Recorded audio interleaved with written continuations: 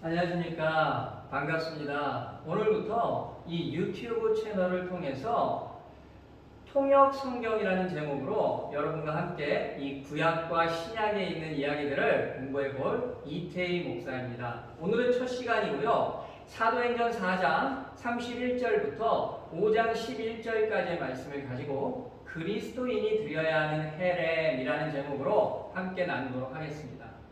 그런데 오늘 제목에서 이 헤렘이라는 히브리어 단어가 조금 생소하실 수도 있습니다. 잠깐 설명을 드리면 바로 이 구약의 시대로 돌아갑니다. 당시 이 구약의 땅인 이 고대 근동 지방에서 각자 나라들이 있죠. 그 나라들에서 전쟁을 나갑니다. 전쟁을 나가기 전에 그들이 섬기는 신에게 기도를 드리는 것입니다. 제가 만일 오늘 이 전쟁에서 신의 힘을 입어서 승리를 거두게 된다면 그 전쟁에서 얻은 전리품 모두를 신께 바치겠습니다. 자, 이때 사용된 단어가 바로 헤렘입니다. 이 헤렘은 전멸, 진멸, 전멸하다 이런 의미를 가지고 있습니다. 마찬가지로 이 성경에서도 하나님께 온전히 바쳐진 것, 하나님께 온전히 바쳐진 재물 이런 뜻과 의미로 사용이 되었습니다. 이 의미를 기억하시고 오늘 말씀을 들으시면 될 것 같습니다. 자, 그런데요, 오늘은 이 첫 시간이기 때문에 제가 말씀을 시작하기 전에 이 성경을 보는 눈에 대해서 여러분과 함께 잠시 공유하고 본문으로 들어가도록 하겠습니다. 우리가 성경을 읽고 해석하고 이해하기 위해서 가장 중요한 것은 우리가 성경을 볼 때 이 성경의 좌표를 어디에다가 위치시키냐는 것입니다. 우리들이 항상 범하는 실수는 이 성경만의 고유한 색깔과 그 개성을 무시해버린다는 것입니다. 이 사람들에게는 각자 그 고유한 특성들이 있습니다. 그 사람의 색깔이 분명히 있다는 것입니다. 이 성경도 마찬가지입니다. 여러분, 제가 이렇게 표현하면 어떨지 모르겠지만 이 성경이 탄생되어서 자라난 곳이 어디입니까? 그러니까 우리가 가지고 있는 이 텍스트가 언제, 어떻게, 어느 곳에서 시작되어서 완성되었냐는 것입니다. 성경은 미국도 아니고 독일도 아니고 우리나라도 아니고 저 멀리 이 이스라엘 지방에서 성경의 역사로 구약이라면 4,000년도 더 된, 신약은 2,000년도 훨씬 넘은 아주 오래된 이야기입니다. 성경은 이 성경만의 문화, 역사, 지리, 환경, 종교, 언어, 사상, 가치관 너무나도 독특하고 아주 고유한 색깔을 가지고 있다는 것입니다. 우리들이 살고 있는 이 21세기의 렌즈로는 저 먼 땅의 이야기를 볼 수도 들을 수도 없습니다. 그래서 가장 먼저 지금 우리 각자가 쓰고 있는 우리의 이 경험과 역사와 문화와 가치의 렌즈를 벗어버리고 이 성경 속 인물들, 아브라함, 다윗, 우리 예수님께서 착용하시던 그 렌즈로 갈아 끼고 성경을 공부해야 한다는 것입니다. 자, 이 진리를 꼭 기억하시고 앞으로 함께 말씀을 나누도록 하겠습니다. 그리고 한 가지만 더 말씀드리면요. 보통 우리나라에서는 지금 여러 우리말 버전 성경 중에 이 개역개정 성경을 대부분 봅니다. 그런데요, 저는 이 시간에 텍스트로 이 우리말 버전 성경 중에 이 세번역 성경을 택했습니다. 이유는 다른 게 아니고요. 우리말 버전 성경 모든 성경들이 다 좋지만 그 중에서도 구약이라면 이 히브리어와 아람어, 신약이라면 이 헬라어 원문에 조금 더 가까운 의미로 그렇게 번역이 되었다고 제가 생각되어서 저는 이 세번역 성경을 선택했습니다. 하지만 여러분께서는 그냥 가지고 계신 성경을 그대로 보시면 됩니다. 다만 말씀을 들으시면서 항상 그 본문을 이렇게 펼쳐 놓으시고 함께 들으시기를 제가 부탁드리겠습니다. 자, 그러면 오늘 본문인 사도행전 4장 31절부터 제가 좀 읽어드리겠습니다. 조금 길지만 천천히 들어보십시오. 그들이 기도를 마치니 그들이 모여있는 곳이 흔들리고 그들은 모두 성령으로 충만해서 하나님의 말씀을 담대히 말하게 되었다. 많은 신도가 다 한 마음과 한 뜻이 되어서 아무도 자기 소유를 자기 것이라고 하지 않고 모든 것을 공동으로 사용하였다. 사도들은 큰 능력으로 주 예수의 부활을 증언하였고 사람들은 모두 큰 은혜를 받았다. 그들 가운데는 가난한 사람이 한 사람도 없었다. 땅이나 집을 가진 사람들은 그것을 팔아서 그 판돈을 가져다가 사도들의 발 앞에 놓았고 사도들은 각 사람에게 필요에 따라 나누어 주었다.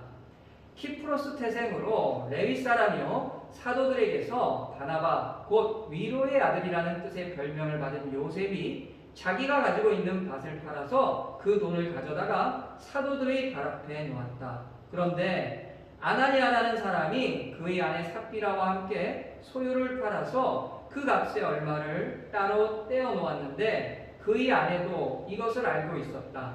그는 떼어 놓고 난 나머지를 가져다가 사도들의 발 앞에 놓았다. 그때에 베드로가 이렇게 말하였다. 아나니아는 들으시오. 어찌하여 그대의 마음이 사탄에게 홀려서 그대가 성령을 속이고 땅값의 얼마를 몰래 떼어 놓았소. 그 땅은 팔리기 전에도 그대의 것이 아니었소. 또 팔린 뒤에도 그대 마음대로 할 수 있었던 것이 아니었소. 그런데 어찌하여 이런 일을 할 마음을 먹었소. 그대는 사람을 속인 것이 아니라 하나님을 속인 것이요. 아나니아는 이 말을 듣고 그 자리에서 쓰러져서 숨졌다. 이 소문을 듣는 사람들은 모두 크게 두려워하였다. 젊은이들이 일어나 그 시체를 싸서 메고 나가서 장사를 지냈다. 3시간쯤 지나서 아나니아의 아내가 그동안에 일어난 일을 알지 못하고 들어왔다. 베드로가 그 여자에게 물었다. 그대들이 판 땅값이 이것뿐이요? 어디 말해보시오. 그 여자가 대답하였다. 예, 그것뿐입니다. 베드로가 그 여자에게 말하였다. 왜 그대들 내외는 서로 공모해서 주님의 영을 시험하려고 하였소? 보시오. 그대의 남편을 묻은 사람들의 발이 만군에 다다랐으니 그들이 또 그대를 메고 나갈 것이요. 그러자 그 여자는 그 자리에서 베드로의 발 앞에 쓰러져서 숨졌다. 젊은이들이 들어와서 그 여자가 죽은 것을 보고서 내어다가 그 남편 곁에 묻었다. 온 교회와 이 사건을 듣는 사람들은 모두 크게 두려워하였다. 아멘.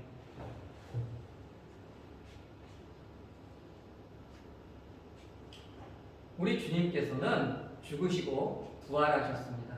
이 사도행전은 누군가를 증거해야만 하는, 누군가를 증언하기 위해서 이 자신들의 인생과 삶을 바쳐야 했던 증인들의 이야기이고 역사입니다. 이 사도행전의 첫 장은 주님의 이 제자들을 향한 예언적인 이 명령과 같은 요청으로 그 긴 역사의 이야기를 시작합니다. 우리 주님의 요청은 이것이었습니다.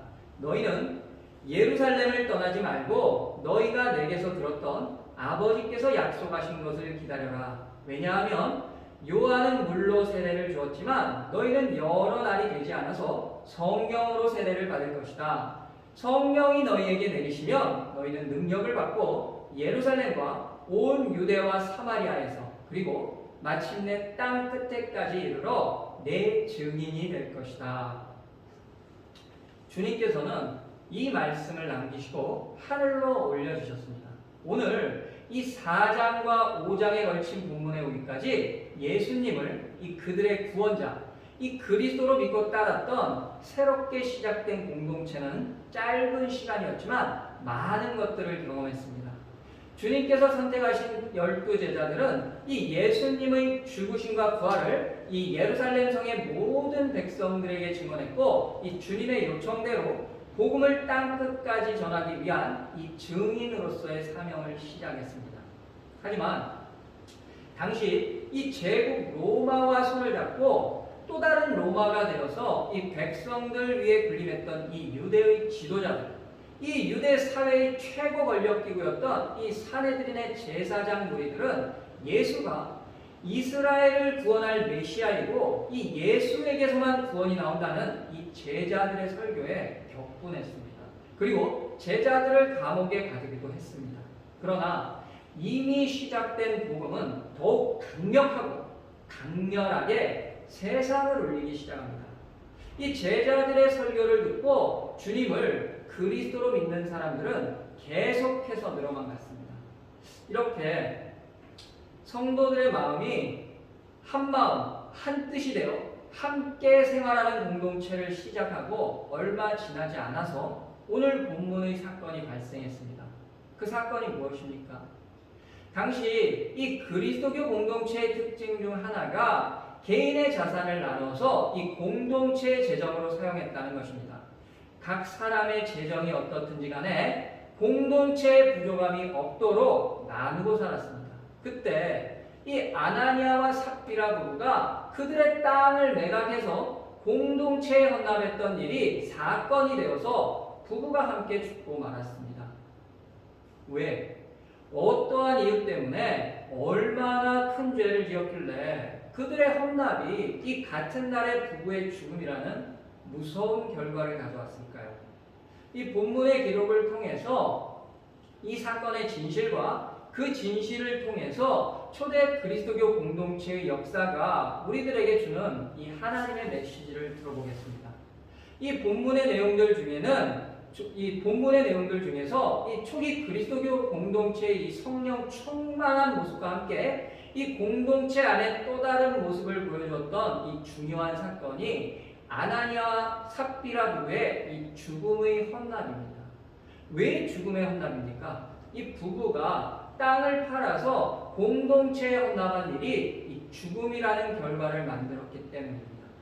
그렇다면 그날 공동체에는 어떤 일이 있었던 것인지 이 성경을 중심으로 해서 이 본문을 조금 더 이해하기 쉽도록 가장 있었을 법한 이 아나니아와 삽비라, 아나니아와 베드로의 대화까지를 추가해서 들어보도록 하겠습니다.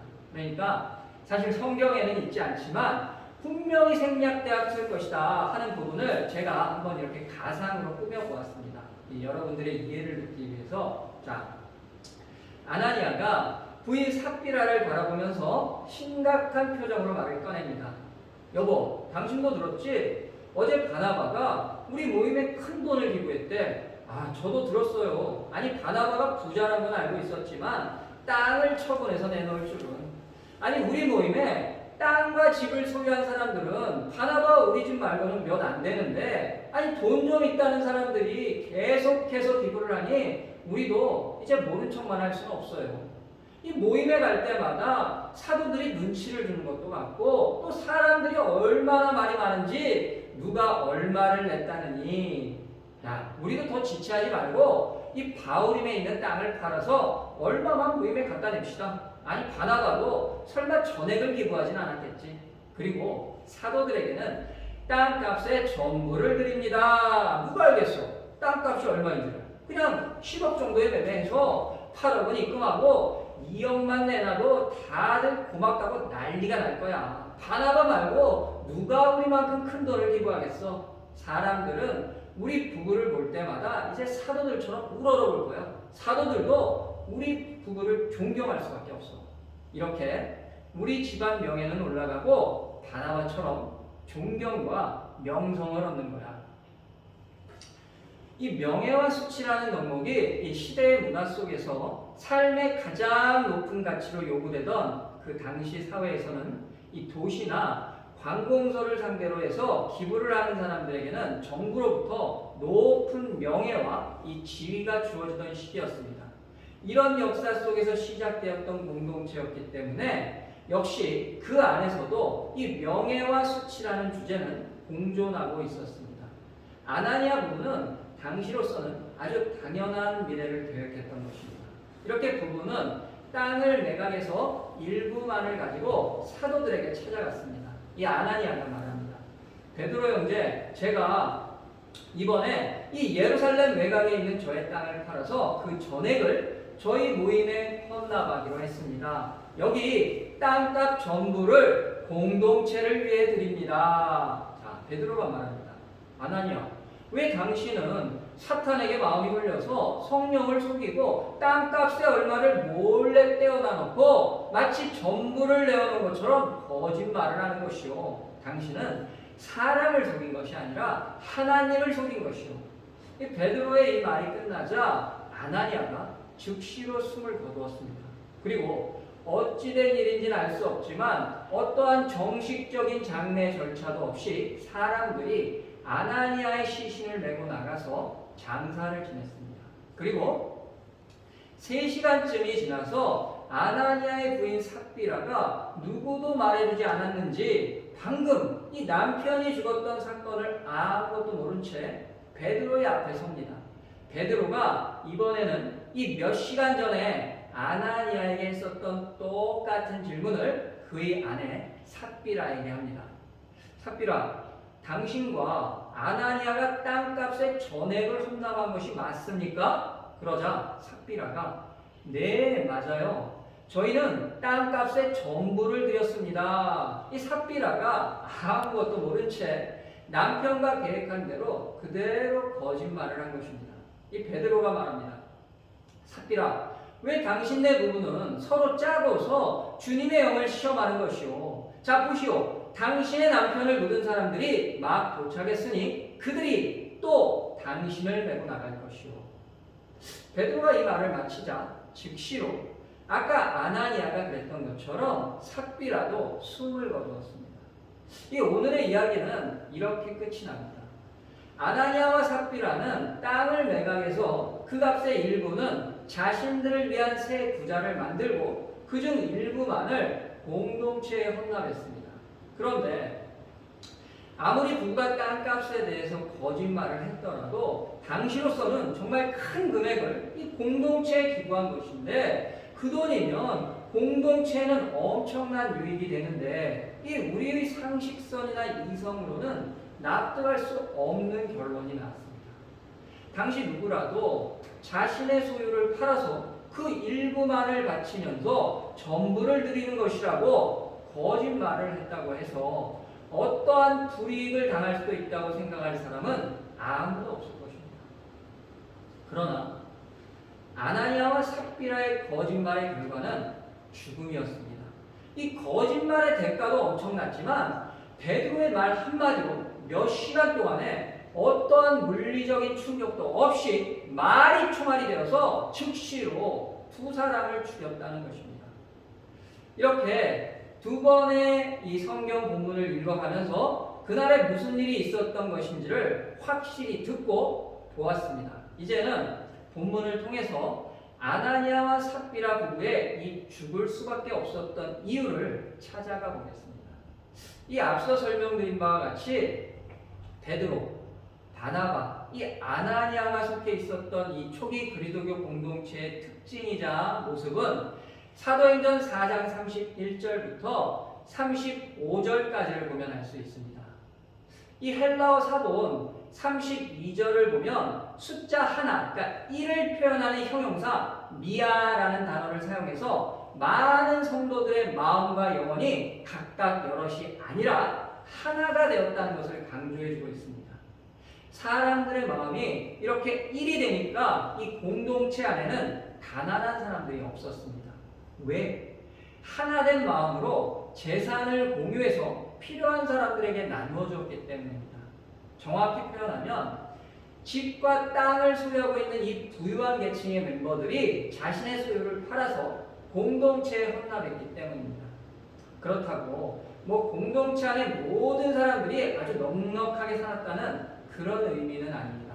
최소한도 시작된 그리스도교 공동체 안에는 이 최저 생계비가 보장된 상태에서 신앙생활을 할 수 있었다는 것입니다.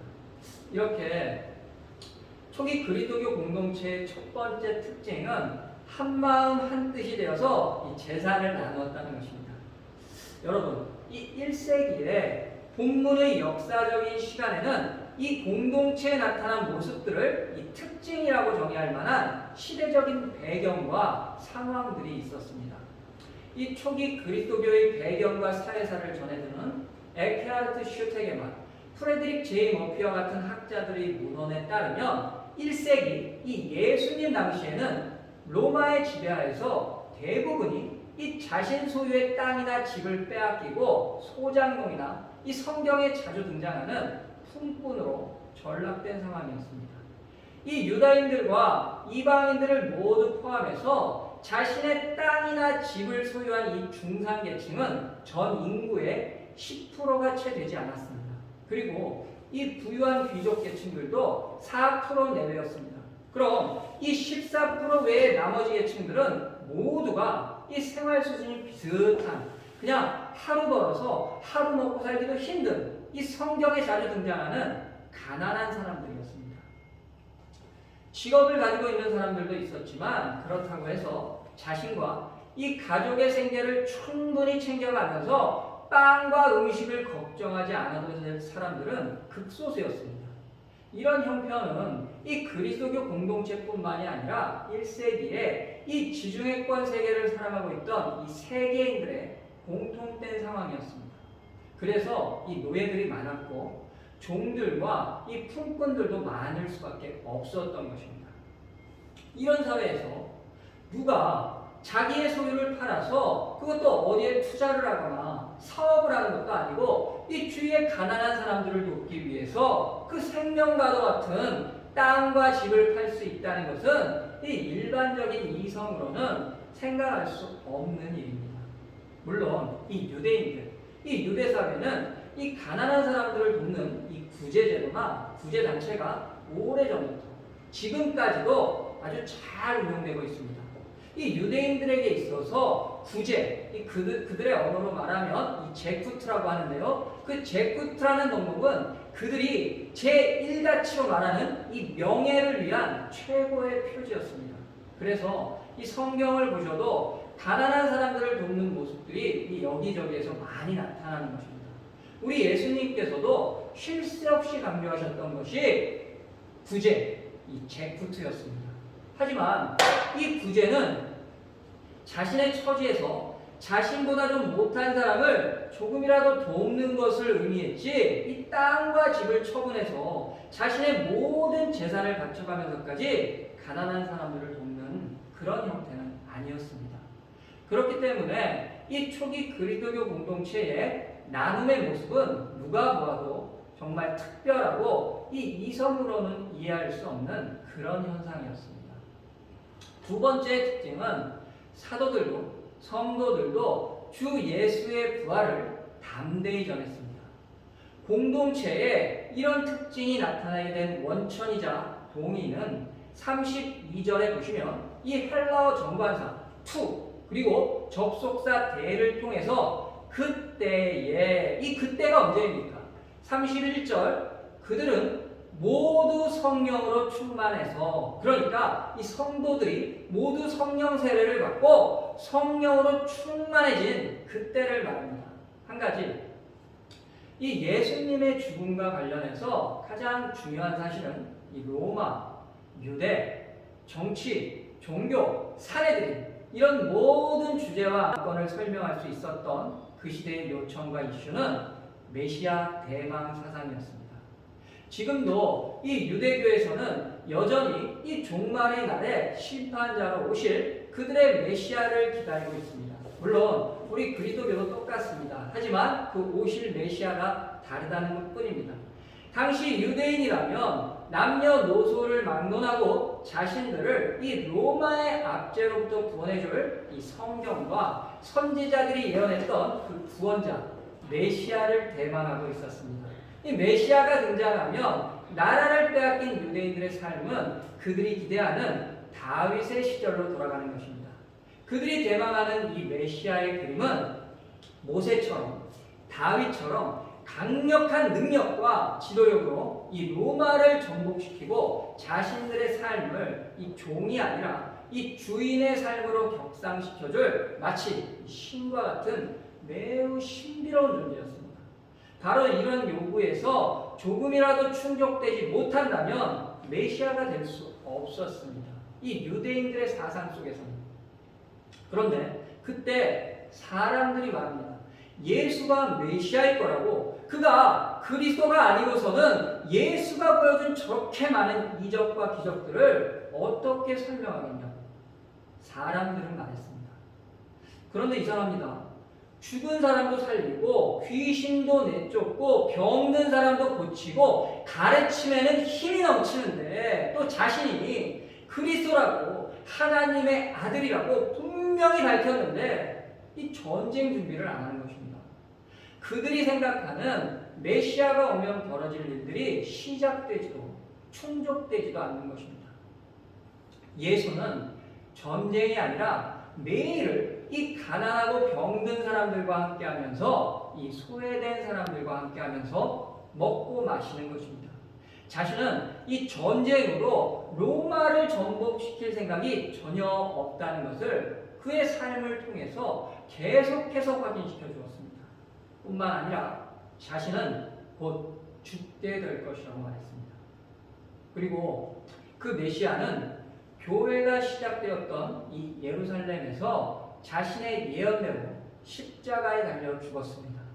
바로 이 십자가의 죽음에서 세상과의 충돌이 시작된 것입니다. 여러분, 이 예수님 당시에 십자가에서 죽음을 맞이한다는 것은 어떤 의미였습니까? 이 유대인이나 헬라인이나 그 어떤 종족, 어떤 민족에게도 제국 로마가 똑같은 기준으로 십자가에 달아서 처형했던 부류는 살인자, 로마의 법과 질서를 심하게 위협하는 정치 테러범들, 그리고 이 주인을 거스르고 도망한 노예들이었습니다. 바로 이 카테고리 안에 우리 주님께서도 포함되어 있었습니다. 이 명예와 수치라는 주제가 사람들의 삶을 지배하는 문화의 가치 속에서 십자가형은 더 이상 순위를 매길 수 없을 정도로 가장 수치스러운, 가장 불명예스러운 처참한 죽음이 십자가에서 생을 마감하는 것이었습니다.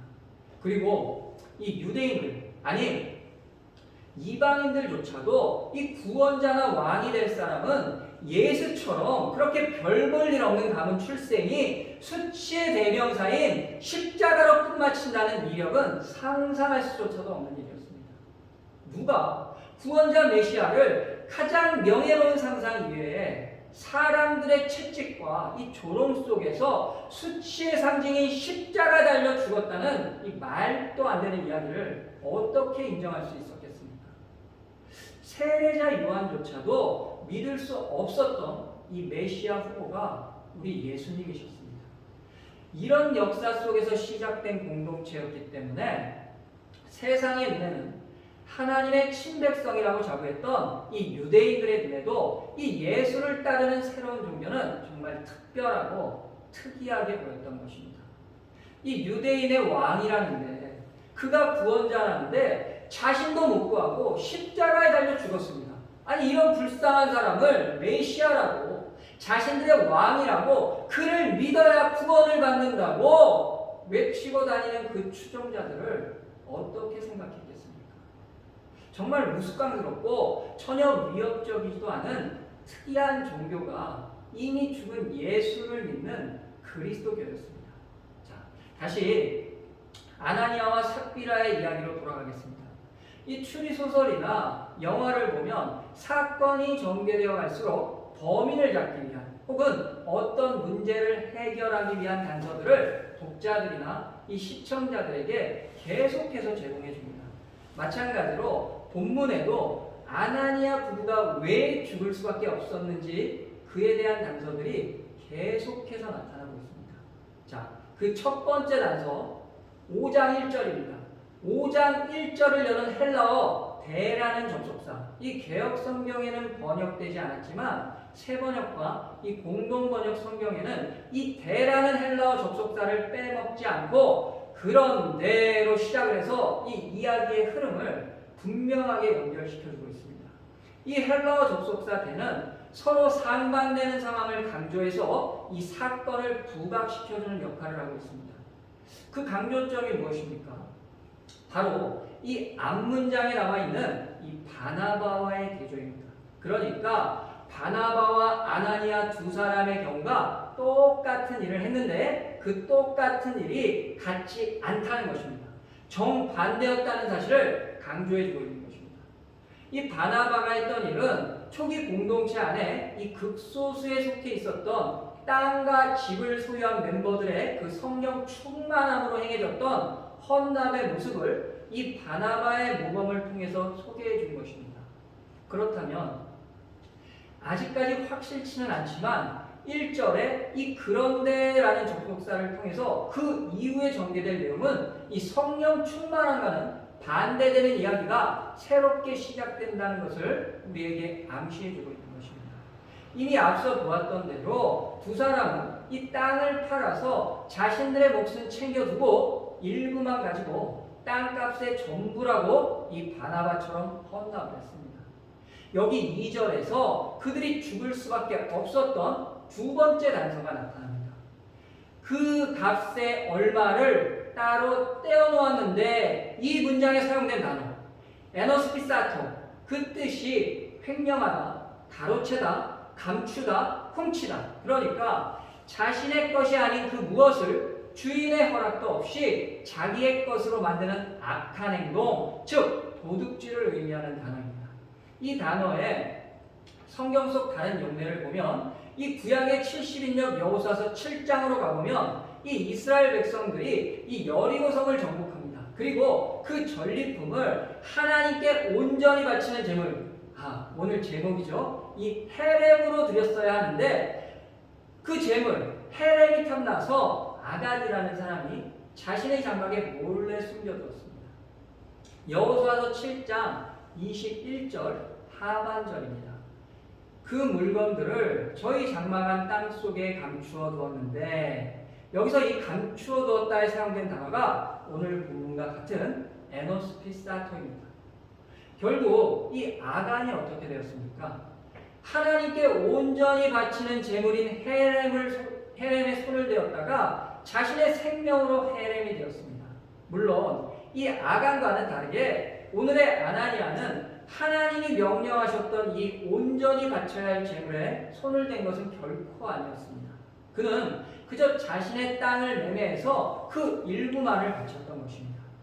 그러나 이 성경은 아간의 행동에 사용했던 단어를 여기 이 아나니아에게도 동일하게 적용하고 있습니다. 그래서 본문 2절에 사용된 이 에너스피사토라는 단어는 아나니아 부부가 왜 죽을 수밖에 없었는지에 대한 이 두 번째 단서를 제공해주고 있는 것입니다. 세 번째 단서, 3절과 4절에 있습니다.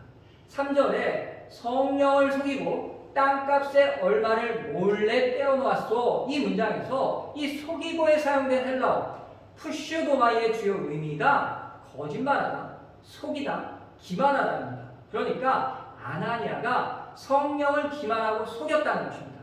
4절에도 그대는 사람을 속인 것이 아니라 하나님을 속인 것이요, 여기서 이 속인 것이요에 사용된 단어도 3절과 같이 이 푸슈도마이입니다. 이 세 번째 단서에서 중요한 것은 이 속였다라는 단어 그 자체가 아니라 이 푸슈도마이가 사용된 주체가 누구냐는 것입니다. 아나니아가 거짓말로 기만하고 속인 대상은 사람이 아니라 성령님, 즉 하나님을 기만하고 속였다는 것입니다. 이것이 본문이 아나니아의 부부의 죽음을 점진적으로 해명해가는 이 세 번째 단서입니다. 이 아나니아가 죽고 3시간 정도 지나서 삽비라가 남편의 죽음을 모르고 베드로의 앞에 서는 장면이 있습니다. 8절입니다. 여러분, 여기서부터가 굉장히 중요합니다. 이 베드로가 질문을 합니다. 그런데 그 질문은 앞서 이 2절에서 아나니아에게 했었던 똑같은 질문을 삽비라에게도 똑같이 했다는 것입니다. 그 증거가 무엇이냐? 헬라어 성경은 이 8절을 접속사 대로 시작을 합니다. 여기서 대는 이 앞선 경험을 반복하고 있다는 것을 말해주는 이 우리말, 이 또라는 의미로 사용이 되었습니다. 그래서 이 8절을 부가적 설명을 더해서 다시 한번 들어보시면 베드로가 아나니아에게 물었던 것과 똑같이 삽비라에게도 물었다. 그대들이 판 땅값이 이것뿐이요? 어디 말해보시오. 이때 이어지는 이 삽비라의 대답이 오늘 본문의 이 마지막 단서입니다. 나이 토스투, 예, 그렇습니다. 진실로 이게 전부입니다. 삽비라의 이 짧은 대답이 두 사람의 죽음을 해명해주는 마지막 단서입니다. 여러분, 설교의 앞부분에서 아나니아와 삽비라, 아나니아와 베드로 이렇게 가상의 대화를 통해서 들었던 그 내용 기억하십니까? 이 본문에는 없지만 2절과 3절 사이에 생략되었을 것 같은 그 이야기. 자, 2절과 3절에 숨겨진 대화를 다시 한번 들어보겠습니다. 베드로 형제, 제가 예루살렘 외곽에 있는 저의 땅을 팔아서 그 전액을 저희 모임에 헌납하기로 했습니다. 여기 땅값 전부를 공동체를 위해 드립니다. 아나니야, 한 가지만 묻겠소. 당신이 가져온 이 돈이 정말 땅값의 전부요? 네, 그렇습니다. 진실로 이게 전부입니다. 이제 이 8절에서 베드로가 왜 이 또라는 접속사로 삽비라에게 질문을 시작했던 것인지를 알았습니다. 더불어서 2절과 3절에는 우리의 그럴듯한 추측이 아니라 베드로와 아나니아의 대화가 분명히 생략되어 있다는 것도 이 또라는 단어를 통해서 증명이 된 것입니다. 그렇다면 베드로는 아나니아가 땅값을 속인 것을 어떻게 알았을까요? 이미 이 아나니아 소유의 땅에 대한 정보를 가지고 있었기 때문에 금액 차이가 너무 나니까 거짓말이라고 확신했던 것입니까? 3절에 보시면 정말 아쉽게도 이 한글 성경에는 어떤 버전에도 해석을 생략하고 지나간 단어가 있습니다. 바로 이 그러나라는 접속사 대로 시작을 합니다. 여기서 이 그러나의 의미는 아나니아가 했던 말이 거짓된 속임수였다는 것을 베드로가 이미 알고 있었다는 것입니다. 정확히 말씀드리면 베드로 안에 내주에 계신 성령님께서 아나니아 안에 들어온 사탄을 볼 수 있는 능력을 베드로에게 주셨다는 것입니다. 이 오늘 본문은 4장 31절부터 시작을 했습니다. 바로 이 31절이 5장 11절까지를 비추어주는 기준이 됩니다. 이 본문의 이야기는 성도들이 이 성령 충만함을 받아서 일반적으로는 할 수 없었던 일들을 마치 기적처럼 해가는 이 초대교회의 모범적인 장면들입니다.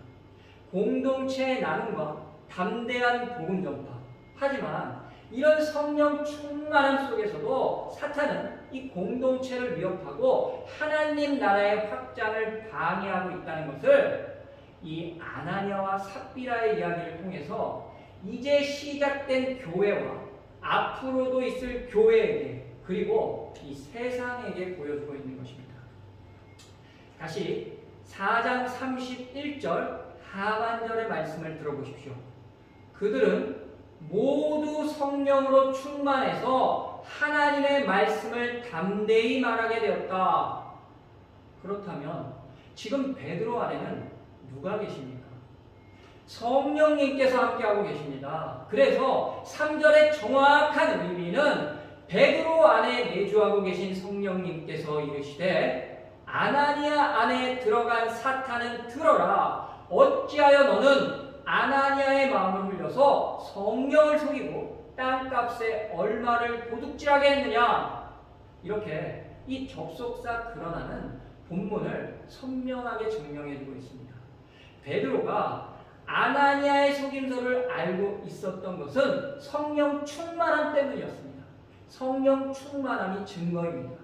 결국 이 베드로는 아나니아와 삽비라 부부에게 똑같은 질문을 통해서 이 죽음의 심판 대신에 생명을 택할 수 있는 기회를 주었던 것입니다. 하지만 아나니아도 삽비라도 나이 토스트 예 그렇습니다. 진실로 이게 전부입니다. 이렇게 그 기회를 사탄에게 내주었던 것입니다. 그래서 이 8절에 삽비라의 네라는 대답이 그들이 죽을 수밖에 없었던 이 마지막 단서가 되는 것입니다. 이 마지막으로 그들이 죽을 수밖에 없었던 가장 정확한 까닭, 이 예수님의 제자들이 기억하고 있었던 이 본문의 베드로가 기억하고 있는 우리 주님의 말씀입니다. 이 마태복음 12장 31절과 32절입니다. 그러므로 내가 너희에게 말한다. 사람들이 무슨 죄를 짓든지 무슨 신성모독적인 말을 하든지 그들은 용서를 받을 것이다. 그러나 성령을 모독하는 것은 용서를 받지 못할 것이다. 또 누구든지 인자를 거슬러 말하는 사람은 용서를 받겠으나 성령을 거슬러 말하는 사람은 이 세상에서도, 오는 세상에서도 용서를 받지 못할 것이다. 아멘. 이 유대인들의 사상과 가치관 속에서 용서를 받지 못한다는 말은 곧 구원을 받지 못한다는 의미이고, 이것은 죽을 수밖에 없다는 말의 이 완고법입니다. 즉, 주님께서는 성령을 속이고 모독하는 사람은 절대로 용서를 받을 수 없다는 것입니다. 그런 사람은 자신의 생명을 절대로 구할 수 없다는 것입니다. 오직 이 죽음이 결과가 된다는 것입니다. 그래서 아나니아와 삽비라 부부는 죽을 수밖에 없었던 것입니다. 성경에는 오늘 이 사건과 비슷한 이야기들이 있습니다.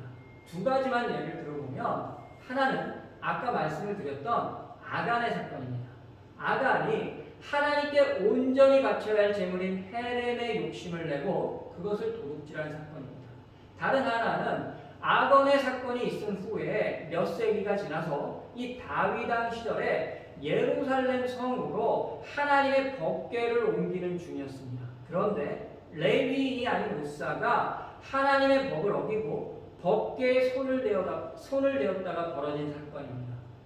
이 오늘 본문까지 세 이야기에는 모두 공통점들이 있습니다. 결론이 아나니아도 아간도 우사도 모두 죽었다는 것입니다. 또 이 세 명에게는 똑같은 억울함이 있습니다. 이 인간적인 관점으로 볼 때 아나니아와 삽비라도 땅값을 속이기는 했지만 그래도 일부는 헌납을 했습니다. 그런데 죽어야만 했나?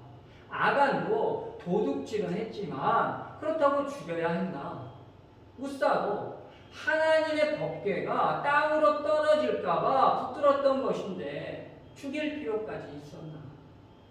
그리고 이 세 명은 하나님의 법과 기준을 어겼다는 이 면제받을 수 없는 공통점도 가지고 있습니다. 사형을 선고받은 이 세 가지 사건에서 가장 중요한 사실은 세 사건 모두 이스라엘 공동체가 하나님의 역사로 새롭게 시작하는 그 시작점에서 하나님의 법과 기준이 명확하게 지켜지고 있다는 것을 우리에게 확인시켜준 것입니다. 아간의 죽음을 목격했던 출애굽한 이스라엘 공동체, 우사의 죽음을 보았던 통일왕국의 백성들도, 아나니아와 삽비라 부부의 최후를 보았던 교회 공동체도 이 본문 11절의 고백처럼 이 사건을 듣는 사람들은 모두 크게 두려워했다는 것입니다. 그들이 직면했던 큰 두려움이 무엇이었습니까? 하나님의 법과 기준을 어긴 사람은 반드시 생명으로 갚아야 한다는 것입니다. 여러분, 생각해 보십시오. 각 사건마다 하나님의 준엄하심과 그분의 공의가 실행되지 않았다면, 하나님의 말씀을 어긴 죄인들을 그냥 용서해 주었다면, 새롭게 시작된 그 나라에는, 그 공동체에는 제2의 아간, 제3의 아나니아가 계속해서 반복될 것입니다. 그렇게 되면 하나님 나라의 법과 기준은 세워질 수 없는 것입니다. 하나님의 법을 어긴 자들의 이 심판을 통한 큰 두려움은 시대를 초월해서 하나님의 나라가 튼튼히 세워지고 그 나라의 백성들이 축복을 받는 동인이 되는 것입니다. 그렇다면 이 큰 두려움은 우리들에게 무엇을 가르쳐 주는 것입니까? 하나님의 편에서 하나님의 법을 지키며 하나님의 백성으로 살아가는 것만이 이 시간과 공간을 초월한 전 인류의 삶의 방식이자 기준이자 제1가치가 되어야 한다는 것입니다. 이것이 본문이 주는 메시지입니다. 이 말씀을 정리합니다. 이 명예롭고 부유하며 남들보다 높은 위치에서 존경받기를 원했던 사람 아나니아는 지금 우리들의 자화상입니다.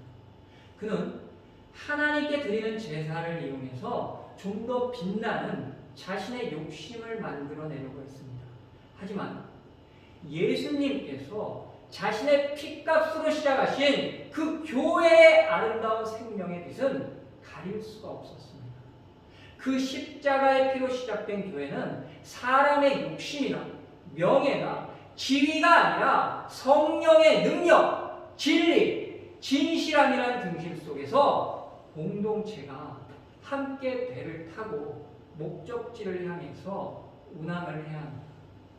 하나님의 성령을 속이지 않고 자신을 정직하게 드리는 것이 교회입니다. 저도 베드로 사도처럼 저 자신과 여러분에게 묻겠습니다.